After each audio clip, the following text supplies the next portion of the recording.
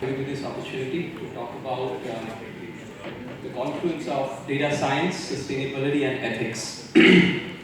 I'm Indrajit, work for Genpact, as Parvati mentioned, and today I'm going to be talking about how big data is integral to our lives with or without us realizing it, about sustainability in a very brief way, about 4 companies that most of us will probably have heard of at some point or the other, and how they are redefining our interaction with ourselves and with society at large. Along with that, I'll talk about 4 tenets of ethics for human personhood linked to each of these 4 innovations. And finally, I'll talk about how we as individuals, there was the moderator talked about how the centralization is giving way to decentralized management systems. So I'll talk about how we individually can contribute in our respective roles to create and sustain these sustainable development goals and further. I'm happy to take questions. My presentation will be for about 30 minutes. Let me start by talking about big data. Do you know how much data goes around the world every day, every minute?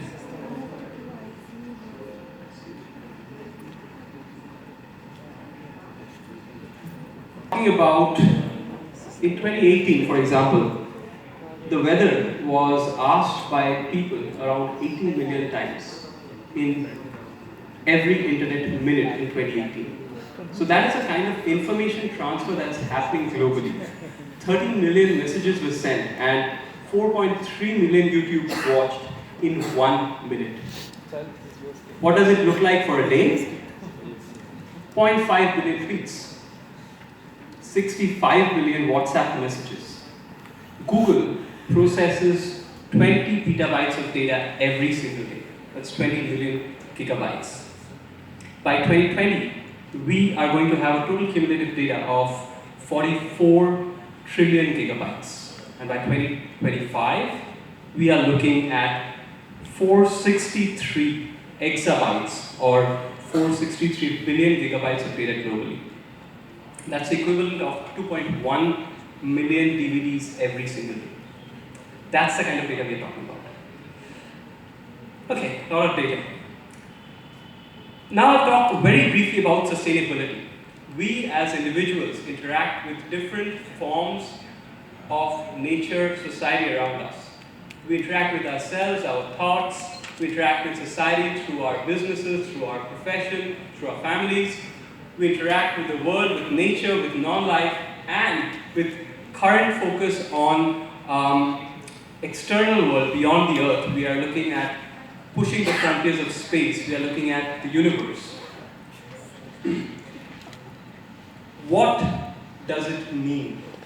All this data happening around us and us interacting with the world, what does that mean? Now that we've looked at big data and sustainability briefly, let's talk about 4 innovations and the ethical aspects of it. I'll start with a company called Neuralink. It's an Elon Musk funded company which is at the cutting edge of innovation. Their focus is on creating electrodes, very advanced electrodes, which can be pushed into your brain. And it can monitor the thoughts that you have, because at the end of the day, thoughts are about transmission of voltage through something called neurotransmitters. It's a physical movement of items between different axons, which are part of the neurons in your brain. So we are going to be tracking these electrodes. What does it mean for us? Essentially, it means that for the first time in our life, we have the opportunity to create our own thoughts and control them. This is the image of a probe which can do that. And on the right, you see the axon, and the yellow ones that you see are actually the neurotransmitters which are moving between neurons. So we are talking about a world where something which was natural thinking is now going to be controlled by human machines. We are talking about having a chip behind your ear which can control these electrodes and therefore your thinking. given the kind of changes that we are looking at, what is our responsibility? So I'll introduce the first tenet of human ethics, which is called individuality. Individuality essentially refers to our ability to interact with ourselves. If we have the opportunity to control our own thoughts, imagine what we can do with it in the wrong hands. Of course, in the right hands, we could be looking at curing diseases, we could be looking at improving our thinking, our mental ability and physical ability. But just imagine if this device, which can actually be connected to an iPhone, could be hacked. What does that mean? It means that we could potentially control other human beings. So therefore, for us, whoever and whenever we are working on these kind of technologies as individuals, we need to ensure that we have a responsibility of managing this information that comes to us. That is the first tenet called individuality. Now I'll move to the next innovation, which is mixed reality. Microsoft has created an innovation which allows you to create a replica of yourself and be present in a different place at the same time. This is not science fiction anymore. Which means I could potentially be communicating with audiences across the globe at the same time, and not even in a language which I can speak because Azure does it for me, the translation. This is the kind of technology that we are managing to influence people. Today, with the advent of media, with the advent of our ability to create new solutions, reach large audiences at the flip of a button, what does this mean for technologies like this? Here I'll introduce a second concept of ethics called sociality, which refers to our communication with society. Human beings are unique in a very different way from animals in the way that they have developed language. We use language to speak to each other and also to express our physical selves. Language and our willingness to think and our willingness to change ourselves differentiates from other animals. What this means is, when we are using technologies like mixed reality with society, we have to understand our social responsibilities and make sure that this is used in a responsible manner. Because our sociality is what allows us to create deeper human relationships. When we are in a crisis, when we are ill, it is not the WhatsApp friend or a Facebook connect which is going to come to your aid. So it's important to understand that even though we have technologies like mixed reality, we need to nurture our relationships around us at work, at families, and our friend circles. Because in the times of distress and crisis, these are what are going to really help us. So while we have this information, we need to be responsible about how we use this information from Azure. The third technology that I'll talk about is Google Tulip. Google has found a way, partnering with Wageningen Institute of Technology, to communicate with plants, and they call it Google Tulip. The idea is to be able to translate human communication and merge it with plant communication and vice versa. So they have actually tapped into a very fundamental source of nature, plant communication. Remember, plants hold the basis for maintaining our genetic code. We would not survive without that species which outnumber us by an exponential measure. However, today we have got in our hands the ability to tinker with nature in real time. That leads me to introduce a third aspect of human ethics, of human personhood, which is called immanence. For 1 second, imagine this wall here and pick a specific spot on the wall. Now, imagine this as the universe and your position in that spot. That is your unique immanence. The confluence of different factors like the time you're born, the society, the family, the location of the stars, the planets, is unique when you are born. Even if you have a twin, they do not replicate that. So we are given a responsibility to ensure that the uniqueness that we bring to the world, we are able to fulfill the destiny we have. Because that is something that we are alone destined to fulfill. Which means we must work with our daily constraints of personal, professional, and familial requirements to create a basic understanding of why we are here. We all have jobs, we want to make money, we want to live a comfortable lifestyle, give our families a comfortable lifestyle. But understand that today, we as data scientists, as sustainability professionals, we are constantly creating and getting a lot of data which allows us to nurture or destroy nature. Therefore, one request that I have is for each one of you to understand the basic immanence that you are given by virtue of your birth, and nurture that to ensure that when we interact with technologies like Google Tulip, we ensure that there is a moral obligation to act responsibility every day, even if nobody is looking. The final example that I have for you is actually completely out of the world. It's about space travel.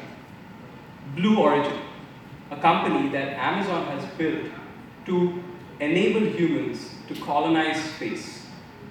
And they intend to do that before the turn of half the century. Blue Origin was really like a dream, almost like how Wright brothers had created human flight and how human flight was designed or thought of before they discovered it. The implication is that now we can open new frontiers in space travel and habitation. We no more have to depend on Earth because, in Jeff Bezos' words, it's too polluted. The irony is, we are the ones who have polluted this, and now we are trying to find an escape from that same place. Which really brings me to the final and last tenet of human personhood, which is transcendence. Transcendence derives from the Latin word ascendere and transcendere, which means to go beyond, to surpass. At one level, we need to transcend our current levels of imagination to create solutions like the New Shepherd, because we are looking at space in a way that we have never explored before. But on the other hand, we also need to transcend our minds. We are a unique confluence of our experiences, emotions, feelings, knowledge and skills in order to achieve excellence, moral integrity, and levels of self-actualization. Our transcendence grounds our ability to dream, to design, to create, to innovate. All those things that we have not yet accomplished. Our transcendence allows us to empower ourselves and people around us for the future, to become what we want to be and what we do not want to define that. We will face several ethical dilemmas in our life as we go on. But what is our contribution as a data scientist, as a sustainability professional, as we go about our daily lives? And more importantly, even if we do realize our responsibility, how do we do that? Which brings me to the last point about how do we match these 4 different levels that we are every day interacting with ourselves, with our families, with the world and the universe. It's through sustainable development goals. Now, it's not a silver bullet. They are far from perfect. But they are the best tool we have to understand in a comprehensive manner the problems that face humankind today. A bit of history. In 2012, the United Nations Conference on Sustainable Development, also known as Rio +20, was held as a 20-year follow-up to the first United Nations Conference on Environmental Development in Rio de Janeiro. That's where the Sustainable Development Goals were born to collectively identify the future we want. Remember, people, the world that we live in is not the world that belongs only to you or to me. It's a world of 7 billion people. Each one of us has the same right to live on this world. And that is why this is significant, because it was born, the Sustainable Development Goals were born through a consensus of more than 190 countries in the world. So this is the best tool we have today to understand what challenges face us. And therefore, this is what I propose as a simple solution for us to make a difference. Identify one of these 17 goals, does not matter which, but something that appeals to you. Understand what it means, what are the targets, what are the indicators, what exactly is it trying to achieve, and then go back to these 4 levels. Understand you as an individual, how are you contributing to one of these goals? When you are in family, when you are interacting with friends, how does that goal really work out? How can you impact it and make it better? When you are working with technologies which impact the global systems, how is this goal being furthered? Think about who you are, your individuality, your people around you, your sociality, what you are, your transcendence, and what you're going to be, what you've been born with to fulfill your destiny, your imminence. We are not a puppet in the hands of space-time and motion. We are an individual with the ability to design and change the future for ourselves and our future generations.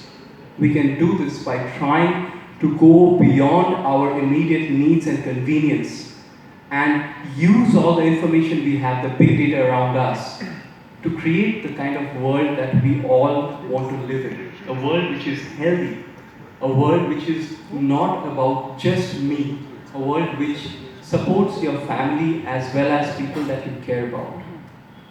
I just summarize with hope and anxiety.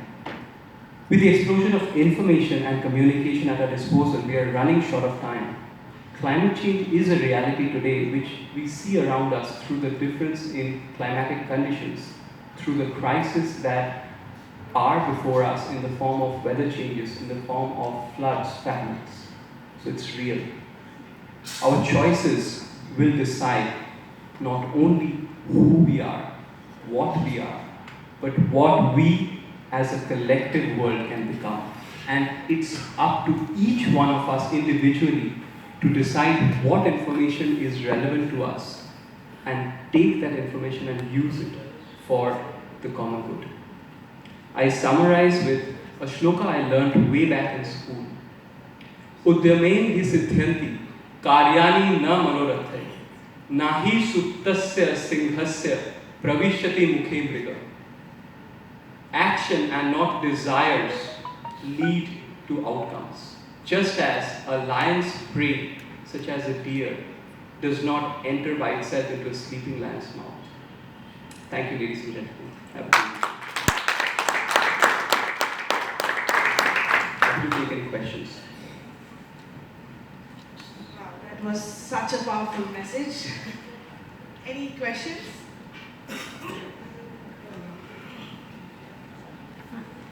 I just wanna make a comment. I love your presentation.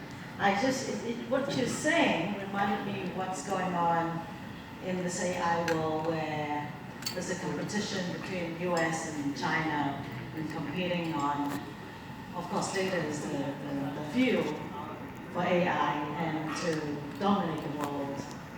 And obviously, if you look at from the ethical point of view, I don't see anybody talk about ethics. It's all about dominance and control. And in the society, in the Chinese society, I don't want to be political about this, but the fact is that when you have a society when there's no democracy, and also you have access to data because you're authoritarian, and that control with the data, the power of data, and then gives the power of control. And so that is actually very scary. I mean, I've been pondering about this the last year when I look at the race in AI globally. And so you address a very good point, and I need more of this kind of presentations in every event. Thank you so much, Lavin, and I think you like the feedback, right? But the speech itself was so well organized with a lot of examples, and it is very relevant, whatever you said. So thank you so much for that. And any other questions? Yes. Thanks for your presentation. It gives a very clear overview of what's going on. However, what I miss a bit is one of the great features of the current data science world is that it is extremely open. In the past, when you went to a company, you had to go through security, and then you heard something about what was going on there, and that was it. But now, with data science, you can have access to models, to insights, to data everywhere, the open data everywhere. So, I'm just wondering, are you not taking a very straightforward one vision view and just skipping the fact that we are decentralizing insights and data and so many power and resources that we as the people can do it without companies or governments? So could you repeat the last portion? We as people? We as people, that we can solve issues without using or needing government or companies. Okay. So I will answer that in two parts. One is the need for power and the need to control resources is almost as old as humankind itself. What's happened is, if we look at the evolution of humankind, we will see that there was a point in time when civilization started, where we had a lot of wisdom, early wisdom in a lot of these civilizations. But over time, we have managed to either suppress them or destroy them for this greed to centralize power when kings came. And that led to territories. And that led to governments now, which is leading to companies. Because now companies almost hold more power than governments themselves. So the point is, we have seen this consolidation happen as a need for us to make some sense out of a system and as a means to have a boundary within which we can act. But what I strongly believe is, if you look at natural systems, and that's where I take a lot of my own learnings, you will notice that several of these systems flourish because the power is not concentrated in one place, because absolute power corrupts. And that's what we see happening wherever we have governments which have absolute authority. There are umpteen examples today in the current existing world. We are seeing that happen with companies which have a lot of information that they are using for their own purposes. Large companies, I'll not name them. The point I'm trying to make is, with all this information that a handful of people have, we are giving up the ability of normal human beings like you or me to have control over our lives. So today, I can start a channel and influence you because I have information on you without your knowledge, because I am a government. Because I am giving you an app free of cost, which billions of people use, I can use that information to decide what are the best products for you, whether you want them or not. So all I'm saying is that this centralized paradigm of managing information is leading to a system where we are abusing that power.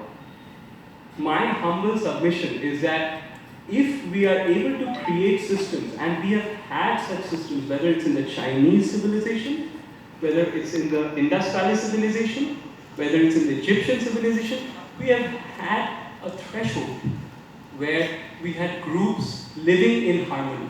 So I think what we probably need to move towards is understanding what is that level of combination of centralization and decentralization of information and power, which can enable us to live in harmony. The striving should not be towards more data and more centralization or more decentralization. The striving should be towards identifying that balance, that point, that threshold, which allows the diets that we live in, yes, no, right, wrong, centralization, decentralization, to live in harmony with each other. A long answer, but I hope I was able to address to that, that question. I think we will need more time to get that along. Okay, thank you. Any other questions? This will be the last one. Yeah, super interesting talk, and I think it's like the topic which is in the back of everybody's mind all the time, ever since we watched The Matrix and all of this. So I just want to, like think about like what a future information society would actually look like. Okay, because if I look at some of the ideas which are some of the dangerous ideas out there, right? Like for example, the first idea is that every idea which could be thought of will be tried. So, for example, somebody will try and 3D print guns, for example, right? And another idea is that since the government, is paid by us to govern us, then any data which the government produces should be free, right? Because we've already paid them for it. And if they cannot control the information which we've already paid them to produce, if they can't control it, then anybody else could use it, right? Then data becomes government data becomes a public good, right? So what kind of a society would we have where we have a new type of public good, right? Which is data. We think of traditional public goods like, like water, air, things like this. But a new type of public good which is never exhausted, whose value is created by, like downstream activities. So it's a different type of good. And because it's a different kind of good, it will, enable a different kind of society. And I'm just throwing the questions out there because it's like, I can't see which way it's going, but it is clear that there needs to be the emergence of new values in society because data, like any other technology, is value neutral, right? But we need to select so that we don't produce something which is really dangerous, right? So let me give you an example of an era, from India itself, or what was the Vedic civilization, between 3300 BC and 1900 BC roughly. We had a civilization which, by virtue of the intuitive ability, we did not have the term data, but we had a very insightful understanding of these 4 different levels that I talked about. The individual, the society, the natural world, and the universe. So we had that understanding 2000 years back, and for that entire period of 1300 years, we were able to live in harmony. Okay? This is just to tell you that it is possible. It is possible to have information, to have insight, and to still restrict yourself from abusing it. It is possible when each one of us in this room, you see how neural networks work, by connections to each other. We are about 30 people here. But just by the power of exponents, by the power of compounding, if each one of us start today working on the things that we talked about, we would be able to reach a sizable population in less time than it takes for us to move around the world in an airplane. Because we have the technology today. We have the data, we have open sources of data, we have World Bank data, we have CIA data. So information is available to us. We do not use it. We let a group of organizations and governments and a section of people use that information for their benefit. Why are we not taking the ownership for ourselves? But what is missing in this whole picture of data as a good and what we can do with it is the sense of value. When we are dependent on a machine to tell me what is right and wrong, how will I as a human being know what is right and wrong? Because I am already dependent on somebody else, on a mobile phone designer, on an app, on the search engine, and the person who's uploaded that information to tell me what is right and wrong. I am foregoing my volition. What makes me human is my volitive ability to decide what is relevant and what is not. Let's start exercising that. We are giving up our ability to decide what makes us human makes us separate from all the other life and non-life is our ability to change who we are, to change our circumstances, the world we live in. We are the only species known to human beings that can create change in the environment out of our own decision. So the only thing that I would take away from that question is, let us start identifying our values. When we take a decision at an individual level, what should I do, what should I not do? It's a value call. When I decide which friends I mix with, which communities I'm affiliated to, it's a value call. When I am deciding, will I associate with this technology because it is harmful for the world? It's a value call. That is where our individuality, our sociality, our immanence, and our transcendence comes in. So let us bring this into the forefront, these discussions. See, today we have all the information we need. The Vedic data that was not available in the pre-BC era is available today. If you want to read, it is there. But we decide not to read it because we focus on the immediate needs. My family, myself, my phone, my life, it's all just me. Yet strangely, I have very little idea of what's happening to the data that I generate every day. Isn't that ironic? So I will answer your question in one sentence, is that we need to start looking inwards and identify those value points that will help us take better decisions, which will identify the balance in society and within ourselves to live a more fulfilling, more enriching life. Any other questions? I think that's it. Thank you so much for your questions. Appreciate it. There is no better way I can imagine to close day one. I think many of us agree because the way you speak itself is inspirational, and also the topic that you have picked up. I think he was one of the first speakers who confirmed the topic and said, okay, this is what I'm going to do, and this is exactly what I want to say. He explained me the entire structure, so he knew what he wanted. So, and you delivered it in the perfect way. So thank you so much for coming, and we hope to see you again next year. My pleasure. Thank you, ladies and gentlemen.